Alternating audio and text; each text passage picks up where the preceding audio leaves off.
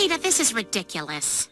I know you're upset about losing your job, but you've been sitting on that couch for 2 weeks. I have not, Lois. He's right. It's actually been more like, 13 days. Well, you at least have to do something other than sitting there eating. All right. Brian, let's go for a walk.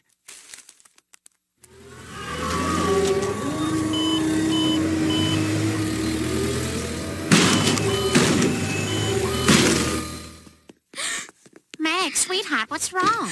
My life, that's what's wrong. I was totally humiliated in school today. Okay, we're going to do a little informal survey here, kids. With those of you who are going away for spring break, please move to the left of the room. Oigan, quienes que van a spring break, pasen la izquierda, por favor.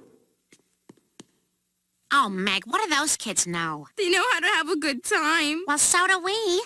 I'll tell you what. How about you and I have our own little spring break? We'll go to that fancy new spa that just opened up in Warwick. Massages and facials. It'll be great. What do you say? Well, I guess it couldn't be worse than last year when we all went to SeaWorld. And how long has this been going on? You know, Lois is right. I've been out of work too long. Well, I think you should find something you really enjoy doing. Take those guys out there, for example. Where? Oh, yeah, now that's a job. Fresh sea air, working outside. That's how a real New England man makes a living. Well, maybe that's something to think about, Peter. What's that, Daddy? Well, that's Mercury, Jake, the planet closest to the sun.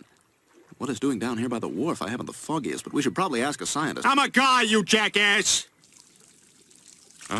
Yeah, that feels good. Chris, don't forget to mist under his chins. Oh, boy, Lois, it's a real mess down there. I'm afraid I'm not going to be able to do this in the time I quoted you earlier. Chris, shut the hose off for a second. Everybody, I have an announcement. I am going to drop this weight and rejoin the workforce. I have decided to become a professional fisherman. What? Why a fisherman? It makes perfect sense, Lois. You know how much time I've spent on the ocean. Wilson! What are we gonna do now? Wilson! Wilson! My name is Voight, dumbass. Hello, Doreen. Yeah, I'm still over at the Griffin job. Listen, tell Walter I'm not going to be able to make it to the construction site. So, I don't know, have him send Frank or Glenn or Hairlip Steve. I know, it creeps me out, too. Yeah, so you think I can find a boat here, huh, Joe? Oh, yeah, you wouldn't believe what we confiscate from these crooks. Welcome. We open today's bidding with this pair of panties confiscated from a prostitute. $50. She had 9 STDs. $45. And when we caught her, she wet herself. $50.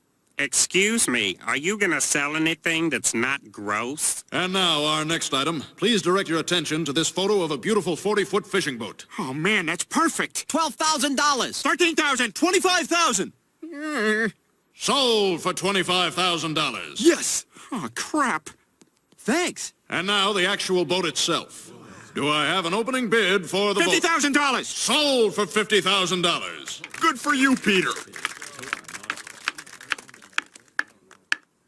Congratulations. You just bought yourself a cursed boat. Cursed? The last captain of that vessel lost his life, and it weren't no accident. His name was Salty, and he was devoured by Daggermouth, the man-eating bluefish. You want to buy that boat? Go ahead, take it. But don't expect me to fish your dead body from an angry sea that gave you fair warning. Are you up for bids, too? You are just precious.